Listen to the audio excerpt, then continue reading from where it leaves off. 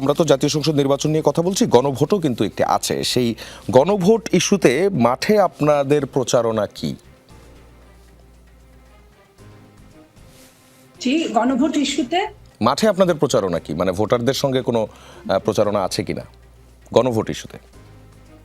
না, এই কথাটা কিন্তু আমি আরো দুই এক জায়গায় বলেছি। দেখেন, ভোটের ব্যাপারটা না হয় 22 তারিখের পরে থেকে প্রচারণায় নামবে, বাট গণভোটের ব্যাপারে আমরা সরকারের পক্ষ থেকেও দেখছি না বা কোনো দলের পক্ষ থেকে, যেটা আপনার গণভোটের যে 4টা পয়েন্ট দেওয়া আছে, সেই 4টা পয়েন্ট 1 নাম্বার সাংঘর্ষিক। আপনি যদি 2টা মানেন 2টা মানতে পারবেন না, আপনি যদি 3টা মানেন 1টা মানতে পারবেন না। মানে কেউ নাই যে একযোগে 4টা পয়েন্টকে আপনার নিজের মনে করতে পারে। এই ব্যাপারে কিন্তু প্রত্যেকটা রাজনৈতিক দল রহস্যজনক আচরণ করছে। তারা কিন্তু কেউ বলছে না, কি জামাত বলেন, কি এনসিপি বলেন, কি বিএনপি বলেন, যে এইভাবে এই 4টার জন্য একটা হ্যাঁ অথবা না, এটা ঠিক না। এটা আমার কাছে মনে হয়েছে এই জিনিসটা, যে এটা নিয়ে কেউ কোনো কথা বলছে না, নাম্বার 1। নাম্বার 2 হচ্ছে, গণভোটের জন্য আমি কাউকেই কোনো ভোট চাইতে কাউকে দেখিনি, কোনো লিফলেটও বিতরণ করতে ওইভাবে দেখিনি। আপনি দেখেননি, কিন্তু আমরা যেটা আবার একটা জিনিস দেখেছি, সেটা হচ্ছে, আমি আপনাকে একটা উদাহরণ দিই। একটা ঘটনা ঘটেছে শেরপুর জেলার শ্রীবর্দী উপজেলার পৌর বিএনপির আহ্বায়ক ফজলুল হক চৌধুরী।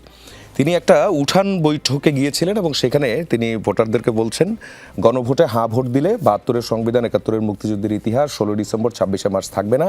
তিনি না ভোট দেওয়ার জন্য প্রচারণা চালিয়েছেন। এই ক্ষেত্রে কি বলবেন? আমি এই ক্ষেত্রে বলতে চাই, হা ভোট অথবা না ভোটটা দেওয়ার জন্য কিন্তু এটা আমার এখতিয়ার, আপনার এখতিয়ার। এখন সরকার থেকে এটা কোনো বলা নাই যে এখানে না বলা যাবে না। এইখানে যে কেউ এটাও বলা নাই যে এই নায়ের প্রচারণা করা যাবে না বা হার প্রচারণা করা যাবে না। আমি এই কথাটা অনেক আগে থেকে বলতাম। এটা অনেকেই, আমরা ছোট মানুষ হয়তো এটা বুঝারও চেষ্টা করতো না। আমার কথা হচ্ছে, যে ভোটটা গণভোট হওয়ার পরেও সংসদে যেতে হবে এবং সংসদে পাশ হতে হবে, তাহলে এই গণভোটটার কারণটা কি? কারণটা 1 নম্বর, এটা কিন্তু ম্লান হয়ে যায়। সেই জায়গায় বিএনপি যখন বলেছিল যে আমরা আপনারা মিলে যেই ক্ষমতায় আসুক আমরা সংসদে এটা সুরাহা করব, তখন কিন্তু কতিপয় দল বিএনপিকে বিশ্বাস করে নাই। এখন আপনি যখন আমাকে বিশ্বাস না করে আপনি ঘাড়ে চাপিয়ে দিবেন, বিএনপি হয়তো চাপিয়ে দিয়েছে, সামনে নির্বাচনকে রাখার জন্য হয়তো বা রাজি হয়েছে, কিন্তু ভোটটা দেওয়ার ব্যাপার তো যার যার তার, সে প্রচারণা চালাতে পারে। আমি বলছি না যে প্রচারণা কেন চালালো বা কেন চালালো না, সেটা নিয়ে আমার কথা নয়। আমার কথা হচ্ছে তার ওই ফ্রিডমটা আছে, চালাতে পারে। আরেকটা জিনিস হলো, আওয়ামী লীগ, মানে গণভোটে যদি বেশিরভাগ না ভোট পড়ে, তাহলে কি বিএনপির ফায়দা আছে? প্লিজ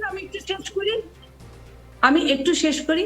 আওয়ামী লীগ 100% মিলে যেতে পারে জামাতের সাথে, বা জামাত মিলতে পারে, কিন্তু হা ভোট আওয়ামী লীগ দিবে এটা আমি বিশ্বাস করি না। কারণ আওয়ামী লীগকে নিজের কবর রচিত করে হা ভোট দিতে হবে যদি তারা ভোট দিতে আসে।